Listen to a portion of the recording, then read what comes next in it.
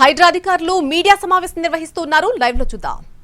Good hawkers zones there so that వీళ్ళందరూ కూడా ఆకర్షించబట్టి ఇప్పుడు ఏమవుతుంది, చార్మినార్ చుట్టే కూడుకొని పోవాలి, ఆ లార్డ్ బాజార్ చుట్టూ ఇరుక్కొని ఉండాలి, ఆ లోపలికి పోయాలంటే ఈజీగా పోగలగాలి. ఉదాహరణకి మీరు కింగ్స్ బజార్ అనేసి ఒకటి ఉంటుంది మనకు ఇస్తాన్బుల్లో. It's such a beautiful bazaar. నువ్వు ఏమి కొనకపోయినా లోపలికి పోయేంత బాగుంది. ఓల్డెస్ట్ సిటీ అది. అటువంటివి మనము మన సిటీలో చేయాల్సిన అవసరం ఉంది.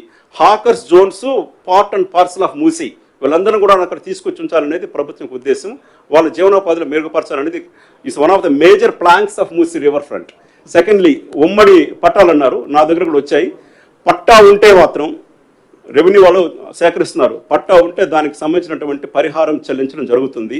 పరిహారం చెల్లించకుండా బయట పంపం. ఉమ్మడి కుటుంబాలకు సంబంధించి అది కూడా సర్వే జరుగుతూ ఉంది. ముందు మేము అనుకున్నామంటే లెటర్స్ గివ్ వన్ హౌస్ అనుకున్నాము. అందుకనే నాకు దాదాపు 8,200 ఇండ్లు వస్తే నేను 15,000 ఇళ్ళు శాంక్షన్ చేయించాను. సీఎం గారు శాంక్షన్ చేశారు. దాని మీద కూడా తప్పనిసరిగా నిర్ణయం తీసుకోవడం జరుగుతుంది. ప్రభుత్వం దగ్గర వేరే పథకాలు కూడా ఉన్నాయి. 5,50,000 పిఎంఏ మన ఇందిరమ్మ కుటుంబాలు ఇందిరమ్మ ఇండ్లు ఇచ్చిన పథకం కూడా ఒకటి ఉంది. వీటన్నిటి ద్వారా పరిశీలించడం జరుగుతుంది. సార్, మూసీలో దాదాపు 1000 ఆక్రమణలు ఉన్నాయి. నార్సింగి మంచిరేవుల దగ్గర దాదాపు 10 అంతస్తుల బిల్డింగ్లు కూడా అక్కడ నిర్మాణాలు చేస్తున్నారు. అక్కడ ఎక్కడ కూడా మార్కింగ్ చేయలేదు. కేవలం కొన్ని బస్తీల ప్రాంతాల్లో మాత్రమే మార్కింగ్ చేశారు. వాళ్ళకి ఏమైనా అవగాహన కల్పిస్తారా? వాళ్ళకి ఏమైనా మార్కింగ్ పెడతారా? ఏమైనా నోటీసులు ఇస్తారా? 1-2 స్ట్రక్చర్స్ ఉండొచ్చు కానీ బట్ ఇంత పెద్ద స్ట్రక్చర్స్ 10 అంతస్తుల భవనాలు కట్టినట్టు లేవు. మీ దృష్టి కొంటే తప్పనిసరిగా తీసుకురండి. ఏదైనా కావచ్చు, మూసీ రివర్ ఫ్రంట్లో తప్పనిసరిగా తొలగించడం జరుగుతుంది. నాకు తెలిసి ఒక్క భవనం ఒక లేఅవుట్ కారణం ముందుకు వచ్చిందని సమాచారం ఉంది నా దగ్గర. మీ దగ్గర సమాచారం తప్పనిసరి తీసుకురండి. అన్ని సర్వే చేయడం జరిగింది. ఇప్పుడు ఏం చేస్తామంటే ఫ్రీజ్ చేసేస్తాం. ఫస్ట్ జూలై ఆగస్టు జరిగిన సర్వేలో, డ్రోన్ సర్వేలో మొత్తం ఫ్రీజ్ చేయడం జరిగింది. ఈచ్ ఏరియాకి పోతాం మనం తప్పనిసరిగా development. In fact first development might happen in Manchirevula side, because చాలా మంది ముందుకు వస్తున్నారు ల్యాండ్ ఇచ్చిందని కూడా అక్కడ కూడా. కాకపోతే రివర్ బెడ్లో ఉన్న ప్రజలతో ఇబ్బంది ఉంది. వాళ్ళే ఇబ్బందులో ఉన్నారు. నేను అడిగిన వాళ్ళని డబుల్ బెడ్రూమ్ ఇస్తే అప్లై చేసుకుని వెళ్ళిపోయేందుకు సిద్ధంగా ఉన్నారు. బట్ ఎవరిని కూడాను బలవంతంగా పంపము. Full stop. Yes. Sir, how do you justify using coercive powers while evacuating people? Ranganath గారినే వస్తాం. ఎక్కడ పోము, మీరు అంతకాలం ఉన్నంతకాలం ఉంటాను. Sir 1 minute sir.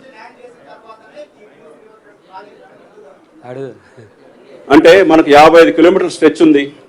అక్కడక్కడ అసలు ఆక్రమణలు లేవు. అక్కడ కూడా మొదలు పెట్టుకోవచ్చు.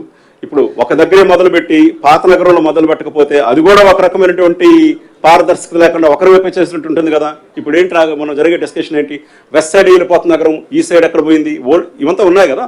సో సమతుల్యత పాటించాలి మనం. తప్పనిసరిగా 3-4 స్ట్రెచ్లు ఒకేసారి పని మొదలు పెడతాం. సార్ ఇది రివర్ బెడ్ బఫర్ జోన్ ఉన్న వాళ్ళని తరలిస్తారు కదా మీరు. So as per the high court and supreme court rules we can't lay any constructions in the river buffer zone and so తప్పనిసరిగా. సో ఎఫ్టిఎల్ ఎంత, బఫర్ జోన్ ఎంత, ఇప్పుడు దానికి రివర్ బెడ్ ఎంత అనేది మనకు జియో 165 ఏదో ఒకటి ఉందండి. ఒక 10 సంవత్సరాల క్రితం ఇచ్చిన జియో. దాంట్లో 50 మీటర్స్ బఫర్ జోన్ మనము మూసికి పెట్టుకోవడం జరిగింది. తప్పనిసరిగా ఇక్కడ జరగబోయేటువంటి నిర్మాణాలన్నీ కూడాను ఎన్విరాన్మెంటల్ లాకు లోపడే, దేశం యొక్క రాష్ట్రం యొక్క చట్టాలకు లోబడి జరుగుతాయి. వ్యతిరేకంగా ఏది జరగదు. Thank you sir. ఇక్కడ సార్ ఒక నిమిషం. సార్, ఇది ఎంజీపీఎస్ వద్ద మూసీలోనే మెట్రో రైలు కూడా అప్పట్లో కట్టింది. దాని పరిస్థితి ఏమంటారు? ఆ ప్రశ్న మాకు వచ్చినటువంటి నేను ఎన్జిఓలు కూడా అడిగారు. చాలా సీరియస్ ప్రశ్న. దాని గురించి ఆలోచించాల్సిన అవసరం ఉంది. తప్పనిసరిగా దాని మీద కూడా అంటే ప్రైవేట్ సంబంధించినటువంటి ప్రాపర్టీస్ ఏదైతే ఉన్నాయో ఎంక్రోచ్మెంట్స్ అన్ని తీసేస్తున్నారు కదా సార్. మరి గవర్నమెంట్ సంబంధించిన విషయంలో ఎట్లా గవర్నమెంట్ రియాక్ట్ ఎట్లా కాబోతుంది? దాన్ని పై స్థాయి చర్చలు జరుగుతుంది. ఎన్జిఓలు వచ్చినప్పుడు అడిగారు నా విషయం. సార్ ఇక్కడ ఉంది కదా, దీని మీద తీసేస్తారని అడిగారు. తప్పనిసరిగా చర్చించి దాని తగు రీతిలో స్పందిస్తాం దానికి. సార్, ఇది చాలా బిగ్ ప్రాజెక్టు. కాకపోతే మీరు చేసే మెథడ్ ఇప్పుడు ఓన్లీ ప్రజాప్రతినిధులు, ఎమ్మెల్యేలను వాళ్ళని పరిగణన తీసుకుంటున్నట్టుంది. ఎందుకు ఆల్ పార్టీ మీటింగ్ పెట్టట్లేదు? All party meeting is a political decision. They will take at the appropriate time. Okay, నా లెవెల్లో నేను చేయగలిగింది. అంటే మేజర్ అడ్డీలు అదే కదా సార్, అన్ని పార్టీలు వ్యతిరేకిస్తున్నాయి, ఇంక్లూడింగ్ మజ్లిస్. తప్పనిసరిగా నేను ప్రభుత్వ పెద్దల దృష్టికి తీసుకెళ్తాను. మీరు చెప్పింది దాని ప్రకారం యాక్షన్ తీసుకుంటాను. సార్, ఇప్పుడు మీరు తొందర లేదంటున్నారు. ప్రాజెక్ట్ సంబంధించిన ఫండింగ్ సంబంధించి టెండర్లు అని చెప్తున్నారు. మీరు ఒక డెడ్ లైన్ అంటూ పెట్టుకున్నారా? ఈ లోపు ఇక్కడి నుంచి వెళ్ళిపోవాలి అనేది ఒకటి పెట్టుకున్నారా? అట్లా చెప్తే ప్రజలని సమ్మతితో పంపించడమే డెడ్ లైన్. అంటే ఎన్ని ఏండ్లు కావాలంటే మరి ఎంత వస్తే అంత చేసుకుంటా పోతే ఇంకేం చేస్తాం? ఇప్పుడు మీరు అడిగేది ఎట్లుందంటే అంటే మీరు నాకు ఒక న్యూస్ పెట్టేసి మెడ కట్టేస్తున్నారు, అది కాదు. Okay, sir. ప్రజల సమ్మతితోనే ప్రాజెక్టులు ఓకే, మొదలవుతుంది. రెండో సార్. కొన్ని దగ్గర మన ఖాళీగా ఉంది, అక్కడ కూడా మొదలు పెడతాం పనులు. అంటే రెండో క్వశ్చన్ సార్, మీరు చాలా కాలంగా సర్వే చేస్తున్నాం అంటున్నారు, కానీ చాలా కాలంగా కాదు, 2-3 నెలల నుంచి చేస్తున్నాం అంటున్నారు. చాలా మంది కూడా అక్కడి నుంచి వెళ్ళిపోవడానికి సిద్ధంగా ఉన్నారని కూడా చెప్తున్నారు. కానీ జరిగే ఈ రాద్ధాంతం అంతా కూడా ఏంటి, ఏమనుకుంటున్నారు మీరు? జరిగే రాద్ధాంతం ఎక్కడుందంటే, కొంతమంది పర్మనెంట్ ఇల్లు కట్టుకొని ఉన్నారు. కొన్ని దగ్గరలో కొన్ని మండలాల్లో రివర్ బెడ్లో కూడాను 4-5 అంతస్తులు వేసుకుని కట్టుకొని ఉన్నారు. వాళ్ళకి న్యాచురల్గా బాధ ఉంటుంది, ఇంతకాలం బతుకుతున్నారు, రెంటల్ ఇన్కమ్ వస్తుంది, వాళ్ళని కన్విన్స్ చేయాలి, ఇష్యూ వీళ్ళ దగ్గర ఉంది. అక్కడున్న పేద ప్రజలందరూ వెళ్ళిపోతున్నారు, వాళ్ళు సర్దుకుంటున్నారు. ఈరోజు ఐ థింక్ ఒక 200 మంది వెళ్తున్నారు ఈరోజు. అక్కడ మనం ఏం చేశాము, ఒక డిప్యూటీ కమిషనర్ పెట్టాను నేను, ఒక ప్రాజెక్ట్ ఆఫీసర్ ఈసీడీ పెట్టాను, ఒక ఎంఆర్ఓని పెట్టడం జరిగింది, AE water board manager water board ఉన్నారు. వీళ్ళందరూ మనం చేస్తున్నాము. రేషన్ కార్డులు అన్నీ కూడా మనం చక్కగా చేసేస్తున్నాము. ఎడ్యుకేషన్కి సంబంధించి నేను చెప్పాను ఇంతకుముందే, మనం ఒక మీటింగ్ పెట్టుకుని నేను సాయంకాలం పెట్టుకున్నాము. వీళ్ళందరినీ ఆశ్రమ స్కూల్స్లో చేర్పిస్తాము, తర్వాత అంగన్వాడీలో చేర్పిస్తాము. ఒక స్కూల్ ఉందంటున్నారు, దానికి కూడా ఆలోచించాలి ఏం చేయాలని చెప్పేసి. ఇదంతా సామరస్యంగా జరుగుతుంది.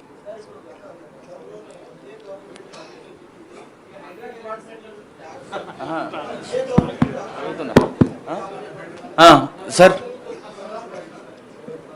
రైట్ సార్, ఇక్కడ గ్రేటర్ హైదరాబాద్ వ్యాప్తంగా గత ప్రభుత్వం కడతామన్నారు, 98,000 అయినప్పటికీ పూర్తి స్థాయిలో కంప్లీట్ అని 69,000.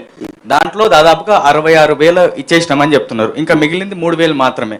ఇక్కడ మీరు రివర్ బెడ్ లో గుర్తించినటువంటి ఇళ్ల సంఖ్య చాలా ఎక్కువ ఉంది. ఎట్లా వాళ్ళని తరలిస్తారు? అదే గమనించి మేము ఒక 700 కోట్లు అడుగున్నాం ప్రభుత్వాన్ని. 700 కోట్లు అడగడం జరిగింది, దాన్ని శాంక్షన్ చేస్తున్నారు. కొన్ని ఇండ్లు కంప్లీట్ చేయాల్సిన అవసరం ఉంది, అవి కూడా కంప్లీట్ చేసి తరలిస్తాం. ఇప్పుడు బఫర్ లో ఉన్న పర్మనెంట్ స్ట్రక్చర్స్ కి రీహాబిలిటేషన్ అని చెప్తున్నారు. మరి రివర్ బెడ్ లో ఉన్నటువంటి పర్మనెంట్ స్ట్రక్చర్స్ అంటే చిన్న చిన్న ఇల్లు కాకుండా పెద్ద పెద్ద బిల్డింగ్లు కూడా ఉన్నాయి. అండ్ ఇంకో క్వశ్చన్ సార్, మీరు 50 అని చెప్పినారు. ఇప్పుడు నేను ఫీల్డ్కి అక్కడ నుంచి వస్తున్నా కాబట్టి చెప్తున్నా, కలెక్టర్ తో మాట్లాడినా కూడా ఓన్లీ 20 హౌసెస్ మాత్రమే మేము ఇక్కడ నుంచి ఎవాక్యుయేట్ చేయగలిగినాం. ఏ కలెక్టర్ తో మాట్లాడారు? హైదరాబాద్ కలెక్టర్. నేను రంగారెడ్డి కలెక్టర్ ఉన్నాడు, నేను హైదరాబాద్ జిల్లాకు సంబంధించిన వారి 3 జిల్లాలకు సంబంధించి చెప్పాను నేను. ఓకే, 3 జిల్లాకు సంబంధించి చెప్పిన. ఓకే, అయినప్పటికీ కూడా సార్ 20 మాత్రమే చేయగలిగినారు. జనం అందరూ సహకరిస్తున్నప్పుడు కేవలం 20 మాత్రమే ఎందుకు సాధ్యమైన సార్? ఇప్పుడు ఉన్నట్టుండి మిమ్మల్ని ఇంట్లో ఎత్తుకెళ్ళిపోతానంటే ఆయనకు ఒక అనుబంధం ఉంది కదా, మనం టైం కూడా ఇవ్వాలి వాళ్ళకి. మీరే టైం ఇవ్వమంటున్నారు, మీరే వెంటనే మూజ్యం ఎట్ట కుదురుతుంది? వాళ్ళకి టైం ఇస్తున్నాం, నెమ్మదిగా పంపిస్తాం అక్కడి నుంచి. సార్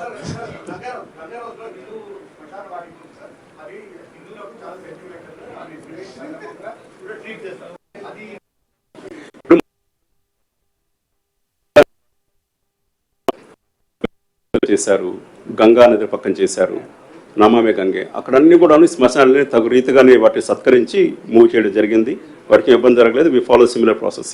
సార్, ఇప్పుడు మూసీ రివర్ ఫ్రంట్ గురించి సార్, కాంగ్రెస్ ప్రభుత్వం అధికారంలోకి వచ్చిన ఒక 1-2 నెలల్లోనే దీనికి మీరు విదేశీ టూర్కి వెళ్ళి తెలుసుకొని వచ్చారు సార్. అంటే అప్పటి నుంచి ఒక ప్లాన్ ఉన్నప్పుడు ఈ ఎవాక్యుయేషన్ కావచ్చు, ఈ నిర్వాసితులను ఇది చేయడం కావచ్చు, ఒక యాక్షన్ ప్లాన్ అనేది అప్పటి నుంచే ఎందుకు పెట్టుకోలేకపోయారు? ఒకటి, సడన్గా టెండర్లు పూర్తి అయిపోయాయి, ఇప్పుడు హడావిడిగా చేస్తున్న పరిస్థితి కనిపిస్తూ ఉంది. అంటే ప్రైవేటు సంస్థ ఏదైతే టెండర్ దక్ష వాళ్ళ ఒత్తిడి ఏమైనా ఉందా సార్ గవర్నమెంట్ మీద? మీరు ఉందనుకుంటున్నారా? అంటే నేను చెప్తున్నాను, లేదు, అలాంటిది ఏమి లేదు. It is a very clear thing. Action plan ఇస్తే టెండర్స్ ఆర్ సైమిల్టేనియస్, అన్ని వర్కులు సైమిల్టేనియస్ జరుగుతున్నాయి.